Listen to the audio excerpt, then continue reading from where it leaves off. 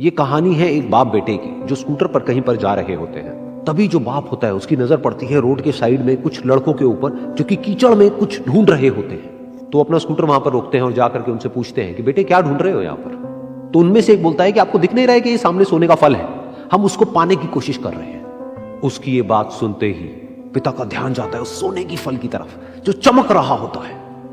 फिर उनके माइंड में कुछ इमेजिनेशंस बनने लग जाती हैं कि काश ये जो फल है ये मेरे बेटे के पास में आ जाए तो ना सिर्फ उसकी बल्कि मेरी भी जिंदगी बदल जाएगी।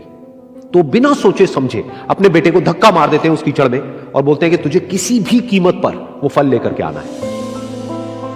लेकिन बेटे को वो फल नहीं चाहिए होता है, उसके अपने कुछ और ही सपने होते हैं। वो बहुत कोशिश करता है अपने पिता को ये समझाने की कि मेरी खुशी इस फल में नहीं है, मेरी खुशी कहीं और है, मेरे सपने कुछ और है। लेकिन उसके पिता उसकी एक नहीं सुनते हैं। वो उसको धक्का मारते हैं उस कीचड़ में और बोलते हैं कि मैं तुझसे पूछ नहीं रहा हूं, तुझे बता रहा हूं कि तुझे वो लेकर के आना है। तो वो बेटा भी अपने बाप के सपने को सच करने के लिए अपनी पूरी जान लगा देता है और पूरी कोशिश करता है कि किसी तरीके से उस सोने का फल उसके हाथ में आ जाए।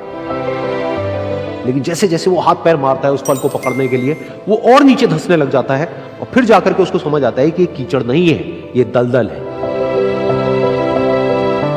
वो चीखता है, चिल्लाता है, अपने पिता को आवाज लगाता है, लेकिन उसके पिता उसकी एक नहीं सुनते। बोलते हैं कि बहाने मत बना, और भी लोग हैं वहां पर जो कर रहे हैं, तो जब वो कर सकते हैं तो तू क्यों नहीं कर सकता। तो एक बार वो फिर से कोशिश करता है और अपनी पूरी जान लगा देता है, लेकिन उसके बाद भी उसके हाथ में कुछ नहीं आता है और वो धीरे धीरे नीचे धंसता चला जाता है और मर जाता है।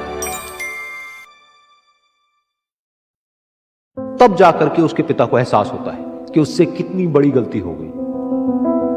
वो वहीं बैठ करके रो रहा होता है, चीख रहा होता है, चिल्ला रहा होता है। तभी वहां पर एक साधु आता है और वो साधु उस आदमी से पूछता है कि तुम क्यों रो रहे हो। फिर वो आदमी उस सोने के फल की तरफ इशारा करते हुए उस साधु को अपनी पूरी बात बताता है और बोलता है कि इसमें मेरी क्या गलती है, मैंने तो जो कुछ भी किया अपने बेटे की खुशी के लिए किया। तो वो साधु उस फल को ध्यान से देखता है और उस आदमी को कहता है जिस सोने के फल की वजह से तुमने अपने बेटे को गवा दिया, कम से कम एक बार ध्यान से उसकी तरफ देखा तो होता कि वहां पर कोई फल है भी या नहीं। ये सुन करके उस आदमी को गुस्सा आया और उसने कहा कि सामने तो दिख रहा है फल, आपको नहीं दिख रहा क्या।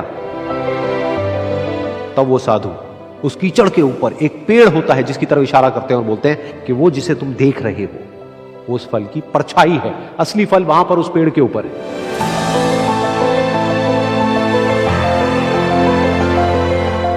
फिर वो साधु उस आदमी को बोला कि अपने बेटे को जबरदस्ती धक्का देने की बजाय और उसको बताने की बजाय कि तेरी खुशी किसमें है, अगर तुमने उससे पूछा होता कि बेटा तू बता तू क्या करना चाहता है और तेरी खुशी किसमें है, तो ना सिर्फ तुम्हारा बेटा जिंदा होता बल्कि हो सकता है कि उसके हाथ में वो असली सोने का फल भी होता। Subscribe now and press the bell icon. Never miss an update.